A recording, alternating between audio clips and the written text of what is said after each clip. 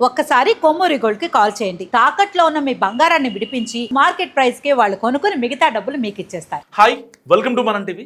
ఇస్లామాబాద్ శాంతి చర్చలు విఫలం కావడంతో యుద్ధ మేఘాలు కమ్ముకుంటున్నాయి. ఈ నేపథ్యంలో అమెరికా అధ్యక్షుడు ట్రంప్ కీలక ప్రకటన చేశారు. హార్మోజ్ జలసంధిని దిగ్బంధించాలని ఆదేశాలు ఇచ్చారు.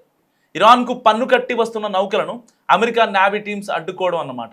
ఈ నేపథ్యంలో ఆసియా దేశాల్లో మళ్ళీ కొత్త టెన్షన్ మొదలైంది. ఇస్లామాబాద్ శాంతి చర్చలు ఫెయిల్ కావడంతో హార్మోజ్ జలసంధి వద్ద కొత్త టెన్షన్ మొదలైంది. హార్మోజ్ జలసంధిని దిగ్బంధించాలని ట్రంప్ ఆదేశాలు ఇవ్వడంతో ఆసియా దేశాలు ఒక్కసారిగా ఉలిక్కిపడ్డాయి. గడిచిన 2 వారాలుగా రిలీఫ్ లభించిందన్న సమయంలో ట్రంప్ ప్రకటన పుండు మీద కారం జల్లట్టుగా తయారైంది. ఈ నేపథ్యంలో దేశంలో మళ్ళీ ఆయిల్ గ్యాస్ కష్టాలు మళ్ళీ రెట్టింపు కానున్నాయి. ప్రస్తుతం గ్రీన్ ఆశా నౌక ఇండియాకు రానుంది. అది మరో 4-5 రోజుల్లో రావచ్చని ప్రభుత్వ వర్గాలు చెప్తున్నాయి.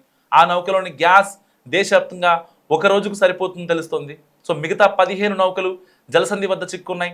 అవి ఎప్పుడు వస్తాయో తెలియని పరిస్థితి నెలకొంది. దేశంలో గ్యాస్ కష్టాలు మళ్ళీ రెట్టింపు అవుతున్నాయి. కేంద్రం కీలక నిర్ణయాలు తీసుకుంటుంది. గల్ఫ్ దేశాల నుంచి కాకుండా రష్యా, అమెరికా, అర్జెంటీనా నుంచి ఎల్పిజి గ్యాస్ వచ్చే అవకాశాలు తక్కువ. సో దూరం ఎక్కువ కావడంతో ఖర్చు ఎక్కువ అవుతుంది. ఈ నేపథ్యంలో కేంద్రం కీలక నిర్ణయాలు తీసుకుంటోంది. 5 కేజీల ఎల్పిజి గ్యాస్ సిలిండర్ల సప్లైని పెంచాలన్నది అందులో కీలక నిర్ణయం. మరొకటి పైప్డ్ న్యాచురల్ గ్యాస్ పిఎన్జి కనెక్షన్లను మరింత పెంచాలని నిర్ణయం తీసుకుంది. గ్యాస్ సంక్షోభానికి ముందు అంటే ఫిబ్రవరిలో 5 కేజీల గ్యాస్ సిలిండర్ కేవలం 77,000 వరకు అమ్మకాలు జరిగాయి.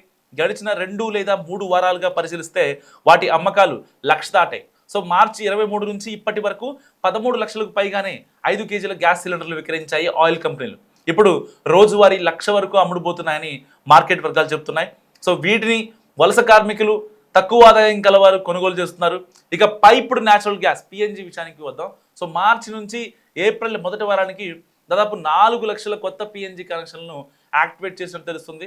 మామూలుగా అయితే 14.2 కేజీల గ్యాస్ సిలిండర్ని తీసుకుంటున్నారు. మరి ఇలాంటి నేపథ్యంలో ఆసియా దేశాలకు పర్టికులర్గా భారతదేశానికి గ్యాస్ కష్టాలు మరింత పెరుగున్నాయి. సో మీరేమనుకుంటున్నారు ఈ గ్యాస్ కష్టాల గురించి? మస్తుగా కామెంట్ చేయండి.